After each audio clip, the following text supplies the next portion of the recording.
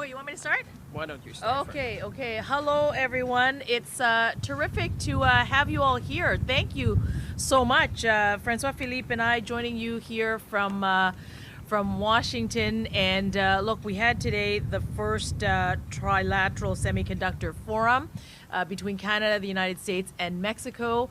You might remember that earlier this year, the North American Leader Summit had the three countries working together more collaboratively, more competitively to advance North American competitiveness, and in particular around semiconductors. So it was really terrific today with Minister Champagne, with Secretary Bonrostro from Mexico, and Secretary Raimondo from the United States, where we convened a really important meeting with industry from all three countries, academia from all three countries, and us as government partners.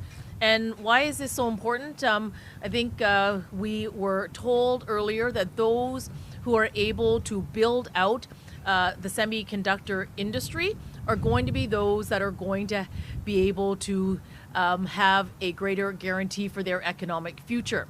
And if you take a look at how Canada, the United States, and Mexico trade, we are the most successful trading bloc in the world. We are larger than the European Union. Canada, US, and Mexico trade over $2 trillion.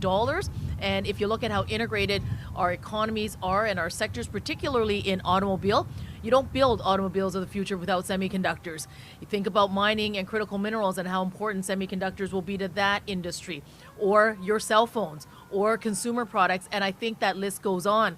Aerospace, defense, you name it. So today was a really important meeting where we were able to bring the industry together. We are looking forward to continue doing this important work here in US and with Canada and with Mexico. And in doing so, we'll create great jobs for our workers in all three of our countries, and to keep developing this ecosystem coming out of the North American Leader Summit, and then the president's visit to the the President Biden's visit to Canada. We created the north-south or northeastern corridor for semiconductors. So a lot of work already beginning and more work to come. With that, I'm going to pause and hand it over to you, François-Philippe, for you to add to this. Well, thank you very much. Thanks for coming. We even see sunshine, that's good, we bring you to the best view in town, I guess.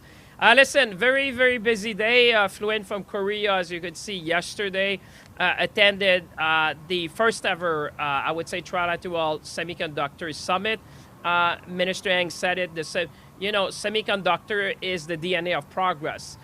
So that is very important for Canada to be at the table. You will remember when President Biden came to Canada, he talked about this northeastern corridor between Albany and Bromont and Quebec, where, at the time, when we imagined that, it was really to replicate what we've done in the auto sector, to have this kind of northeast integrated supply chain to make sure that we could serve the North American market. So today was all about resilience, how we can work together. We had people from academia, from businesses.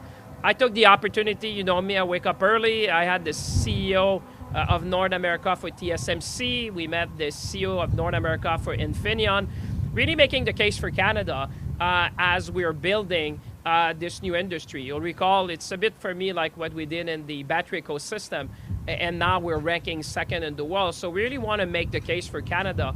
And I can tell you it's no longer why Canada, it's how and when, and how can we integrate ourselves in these key supply chain. We're just off of a very good meeting with Secretary Raimondo. We talked about a number of things. You can never come too often in Washington. That would be my message to you all. So good to talk to the Secretary. We talked obviously about the semiconductor. I even announced that Canada will be hosting the next meeting, the follow-up meeting of the Trilateral Semiconductor Summit. We'll do that probably in Bromont in Quebec. We also talked about AI, which is top of mind to everyone, to say how can we work together between the United States and the European Union to address the very legitimate concern of citizens with respect to how AI is going to be used and how we can have responsible innovation. And I know some of you may have on your mind LG Stellantis. So let me say a few words about that. First of all, I think we've seen in the comments of Premier Ford this morning, you have all seen that we're making progress. I told you that I remain very confident that we will come to an agreement with the company. I also took the opportunity earlier this week to have dinner with the president of LG Energy Solution in Korea. Actually, we had a dinner for more than 2 hours, and he even wrote back to me this morning. I think we have a common understanding about the way forward. And finally, I think, you know, what Canadians have seen in the last few days was really to make sure that we get the best possible deals for Canadian workers, for Canadian auto industry, and for Canadians in general. So let me say, je vais me répéter en français pour être sûr que je puisse vous donner un peu un compte-rendu. Évidemment, aujourd'hui, on était là, la ministre Singh et moi, pour le premier sommet trilatéral avec le Mexique, les États-Unis et le Canada sur les semi-conducteurs. On sait que les semi-conducteurs sont un peu l'ADN du progrès, donc très important pour le Canada d'être à la table des négociations avec, évidemment, les maisons d'enseignement, mais aussi les grands joueurs de l'industrie des semi-conducteurs. Vous savez, quand le président Biden est venu au Canada, il a parlé de ce fameux corridor-là entre Bromont et Albany qu'on avait imaginé, un corridor un peu similaire à celui qu'on a dans l'automobile entre Windsor et Détroit. Donc, ce grand corridor-là où on pourrait travailler ensemble pour amener plus de résilience. Moi, je l'ai toujours dit à nos amis américains, si vous voulez être résilient dans le domaine des semi-conducteurs, le Canada doit faire partie de l'équation. J'ai même lancé l'invitation que le prochain sommet sera au Canada, probablement à Bromont, justement, ou près de l'Université de Sherbrooke, pour justement démontrer ce qu'on fait au Canada. Vous savez, au Canada, on est très bon au niveau du design des semi-conducteurs. Et là, bien, on va voir aussi ce qu'on peut faire parce que Bromont, vous le savez, c'est l'usine la plus importante en Amérique du Nord pour ce qu'on appelle le packaging, donc la dernière partie de la fabrication des semi-conducteurs. Et on vient d'avoir une rencontre avec la secrétaire Raimondo où on a parlé évidemment de cette prochaine réunion-là, mais on a parlé d'intelligence artificielle qui est au cœur des préoccupations des gens de chez nous. Il y a un sommet États-Unis-Europe auquel on devra d'une façon se coordonner avec le Canada. L'idée, c'est de voir ce qu'on peut faire ensemble pour rassurer les gens, mais aussi s'assurer qu'on peut avoir de l'innovation responsable en matière d'intelligence artificielle. Et je pense que vous avez peut-être LG Stellantis en tête aussi. D'abord, ce qu'on a vu ce matin, c'est des propos rassurants, je pense, du premier ministre Ford qui indique qu'on fait du progrès. La deuxième chose que je vous dirais, c'est que je demeure tout à fait confiant, comme je l'ai toujours été, qu'on allait arriver à une solution acceptable pour toutes les parties. Lorsque j'étais en Corée avant-hier, j'ai pris l'opportunité de souper avec le président de LG Energy Solution. On a discuté pendant près de 2 heures et même ce matin, il m'a écrit sur la voie à suivre. Et finalement, je vous dirais que tout ça, je sais que les Canadiens ont vu ça, ça peut inquiéter des gens, mais l'idée derrière ça, c'était de négocier le meilleur accord possible dans l'intérêt des travailleurs, dans l'intérêt de l'industrie, mais évidemment dans l'intérêt de tous les Canadiens et Canadiennes. So with that, we'll be happy to take questions.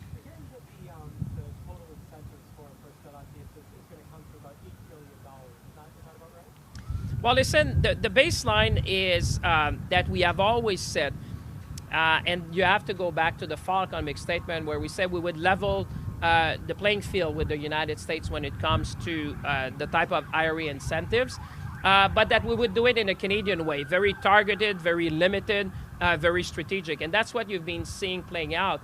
And I want to dismiss something that I've seen in the press. I was in Korea, but I've read articles that suggested that somehow the negotiation with Stellantis have been influenced with the one at Volkswagen. Let me say that these discussions have been in parallel all the time, probably even started before with Stellantis. Is that in March of last year, we already had the deal with Stellantis with respect to their factory in Canada. But obviously when the IRA came, you know, they asked that we sit down to make sure that in the spirit of maintaining that very important, I would say, activity in Canada, that we look at what we could do. So we've been negotiating in parallel with these two companies, and what you've seen in the last few days, I would say, just normal negotiations. I wish that Canadians would not be too concerned over that. We're going to get to an agreement, and like I said, we see progress in the comments made by Premier Ford this morning in Canada. Listen, you know, there's discussion going on between the federal government and provincial government. We've always worked hand in hand, as you know, because that's how we do big things in this country.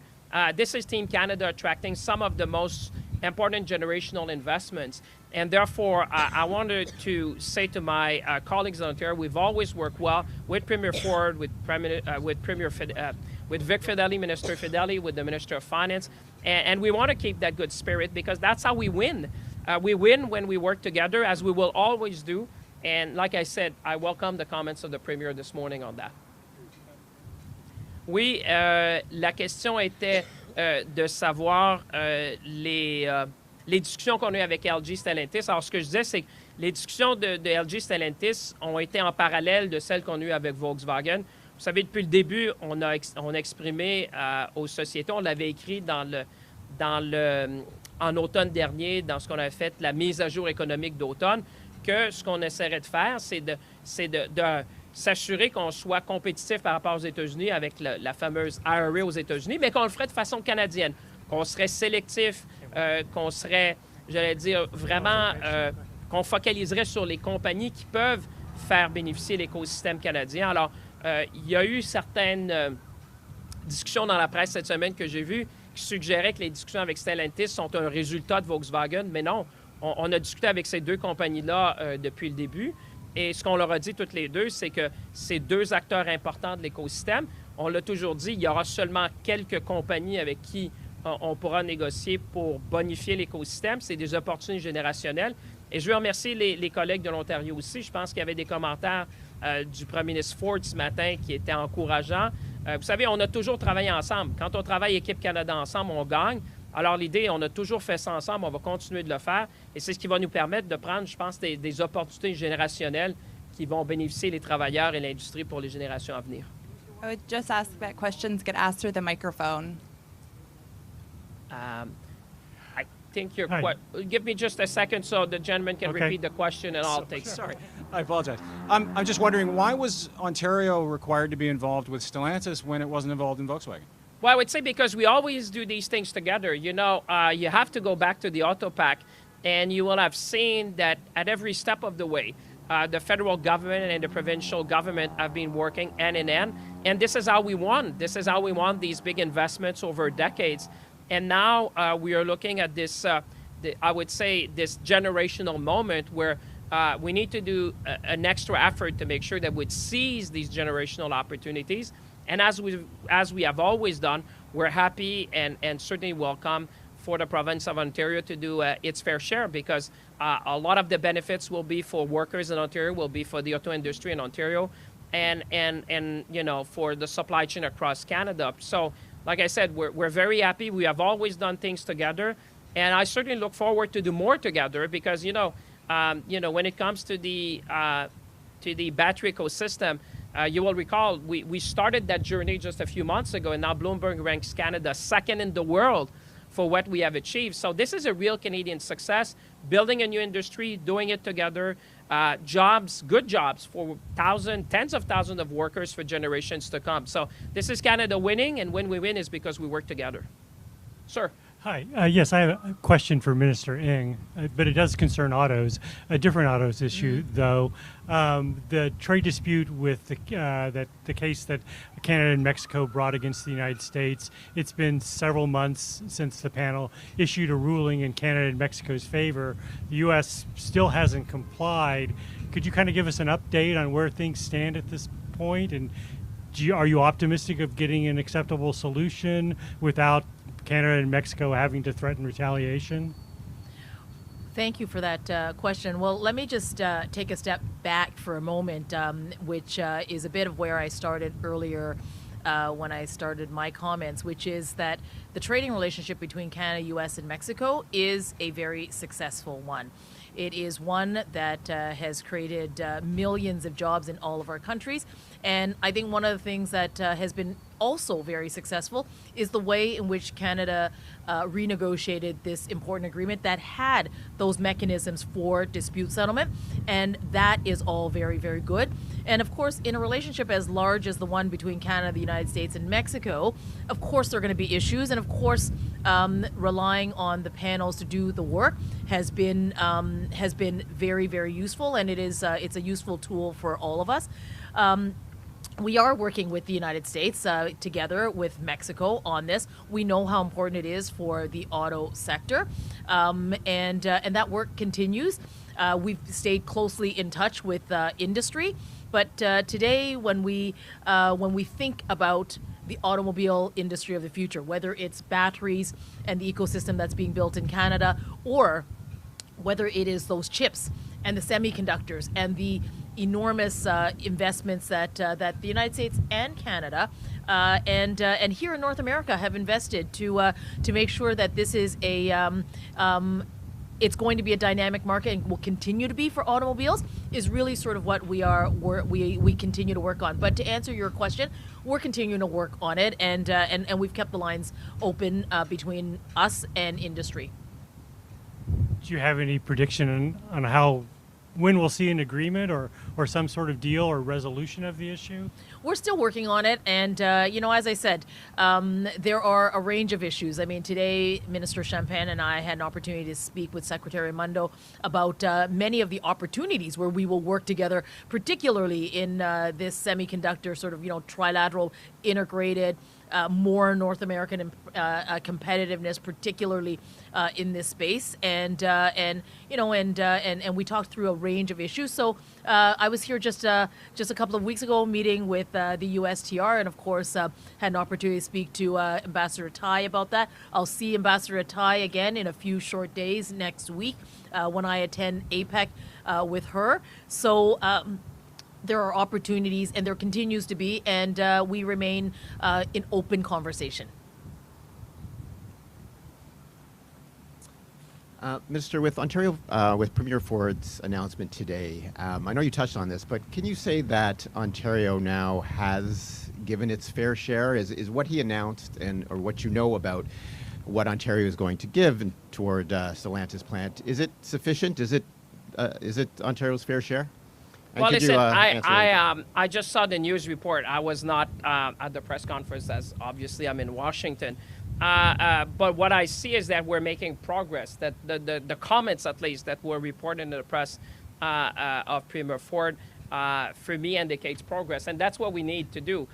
We need to come to a negotiated agreement quickly with all parties involved. I know there's discussions ongoing. And I know these discussions are progressing, and I will let the process go. But one thing is sure is that the fact that I could be in Korea this week, it's just like it so happened because the Prime Minister was there on an official visit. But the fact that I could spend 2 hours with the president of LG Energy Solutions, which manage all the battery plants in the world of LG Solution, and we had dinner for 2 hours, and he stayed with me for 2 hours, that's already a pretty good sign to me. Can you respond in French, too? Je vous dis, écoutez, ce que j'ai vu aujourd'hui, c'est évidemment ce qui a été rapporté dans la presse, c'est que le Premier ministre Ford parlait de sa contribution sur Stellantis. Évidemment, moi, je trouve que c'est important parce que c'est un progrès. Il faut arriver à conclure une entente avec toutes les parties de façon rapide. Comme c'était le cas, vous avez vu plus tôt dans la semaine, j'étais en Corée dans la visite officielle du Premier ministre. Mais la bonne chose, j'ai pu m'entretenir pendant plus de 2 heures avec le président d'LG Energy Solution, qui est le président en charge de toutes les usines de batteries dans le monde et qui est resté avec moi 2 heures pour souper, qui m'a écrit aujourd'hui. Je pense que ça veut dire que les choses vont assez bien. Évidemment, on a encore du travail à faire.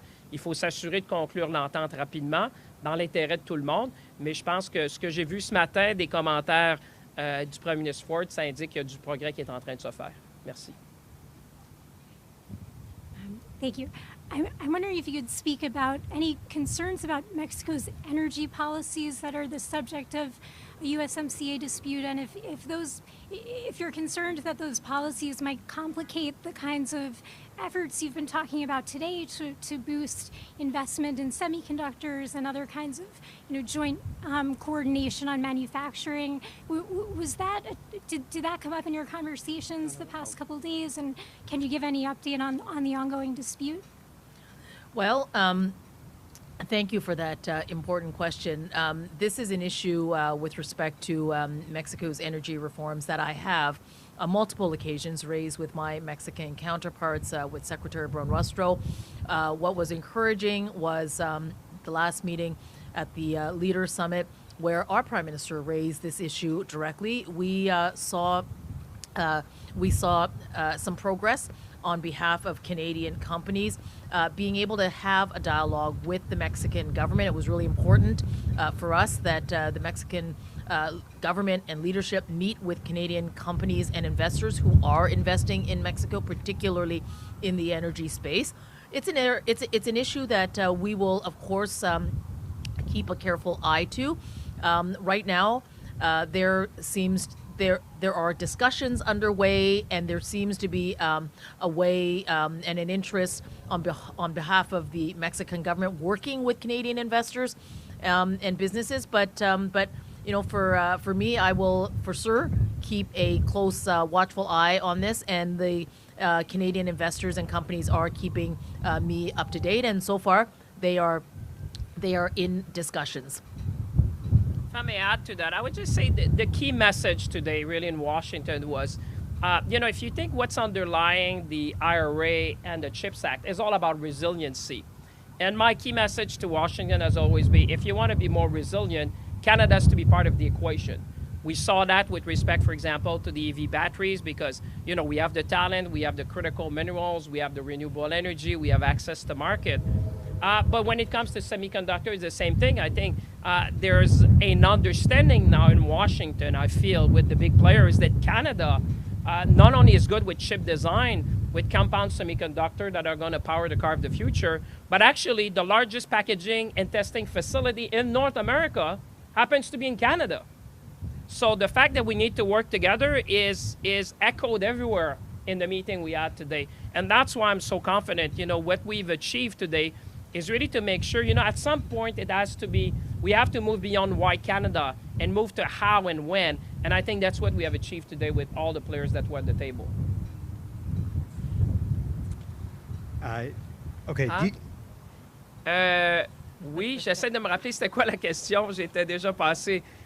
Can you repeat just remind me, the question was Mexican energy. Oh, Mexican. Yeah, So, yeah. Oui. Alors, moi, je pense que ce qu'on a réussi à faire aujourd'hui, le message que j'avais pour Washington, ce qu'il faut comprendre, c'est que ce qui sous-tend, dans le fond, ce qu'on a appelé l'Inflation Reduction Act et ce qu'on a appelé le CHIPS Act, c'est la résilience. Et moi, le message qu'on envoie à Washington, c'est si vous voulez être plus résilient, le Canada doit faire partie de l'équation.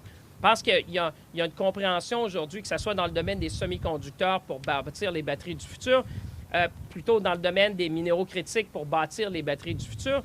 Mais du même côté, quand on parle des semi-conducteurs, je pense qu'il y a une compréhension, une réalisation ici à Washington que, par exemple, la plus grande usine pour tester et ce qu'on dit mettre en paquet ou assembler la dernière étape pour les semi-conducteurs, ça se trouve au Canada, ça se trouve à Bromont, au Québec. Alors, il y a comme une compréhension que si on veut être plus résilient aux États-Unis, le Canada doit faire partie de l'équation. On n'est plus au point de dire pourquoi le Canada, on est plutôt au dire comment et quand. Et ça, je pense que c'est le point majeur qu'on a réussi à passer ici à Washington aujourd'hui. And our last question of the day. Okay. And you even have music in the background. Oh yeah, lovely. So cheering you up. So back to Stellantis. Do you believe that you're competing against the United States for Stellantis? And if so, what can Canada do to prevent that from happening, from being lured to the States? Well, we already have Stellantis. Stellantis is in Canada. They've been in Canada for decades. What we're talking about now is this generational shift and the retooling of facilities. We're talking about building batteries. And let me tell you, one thing that people have to understand, we're Canada. We never win on the money. These entities are going to be there for decades to come. I mean, I recall when I was with the CEO of Volkswagen, he said, Minister, we're not here for 5 years. We're not here for 20 years. We're not here for 30. We're here for 100 years. So obviously, the subsidies are there, and you're looking at that. But that's not the differentiator.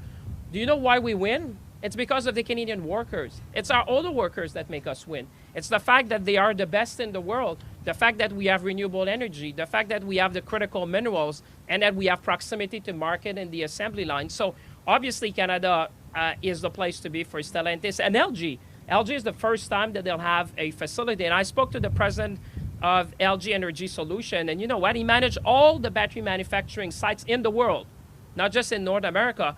He sits with me, we're talking, and he said, yeah, there's a lot of things going on for Canada. Now, We need to resolve this negotiation. We're Canadians. We know how to negotiate. We know how to get a good deal for Canadians, for our workers, for our industry. That's what's playing out today.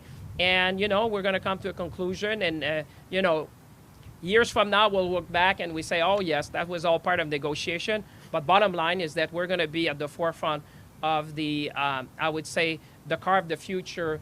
And we're going to be leading in the energy transition. And I keep saying them, people are moving from an electric car to a green car. So if you want to bet for 100 years, go in the jurisdiction that produce green steel, green aluminum, green batteries, green semiconductor. That's Canada of today. One more question I want to Yes. ask about semiconductors. How many workers do you think that you're going to need to keep this thing going, especially since you're going to need a lot of trained and skilled workers? And how are leaders looking to solve that problem? Well, I'll say a few words, and I'm sure Minister Ng would add to that. Talent is everything.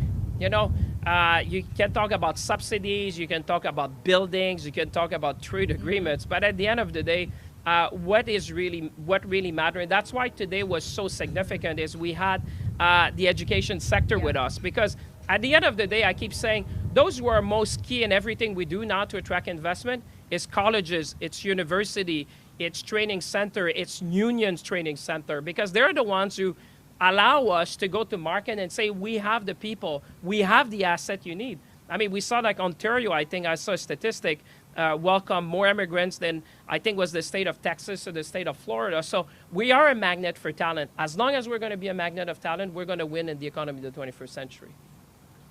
So just to pick up on that, I won't say much more, but Canada is also a country with a lot of immigrants and we continue to welcome newcomers to Canada. But what we're also welcoming are students and people who are studying in our post-secondary institutions, in our colleges and in our universities. And what we saw today was around the table, institutions, colleges, and universities, higher education institutions from all three countries with some really, really good and creative ideas of how we work together. And you know what, in Canada, you know what I see around my neighborhood all the time?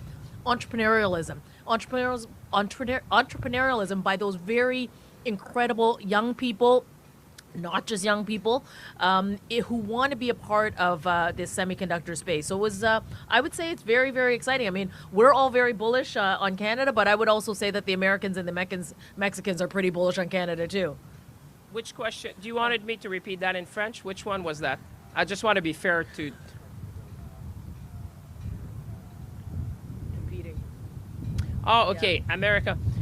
Écoutez, la question, c'était de savoir est-ce qu'on est en compétition avec les Américains pour Stellantis. Ma réponse était simple. Stellantis est au Canada depuis des décennies et Stellantis va être au Canada encore parce qu'évidemment, dans les discussions qu'on a, je sais qu'il y a eu beaucoup d'attention qui a été placée sur, par exemple, les subventions qui pourraient être accordées. Mais quand on était avec le grand PDG Oliver Bloom de Volkswagen, c'est lui qui l'a exprimé le mieux. Il dit, écoutez, nous, on n'est pas ici pour 5 ans, on n'est pas ici pour 10 ans, on n'est pas ici pour 20 ans, on est ici pour 100 ans.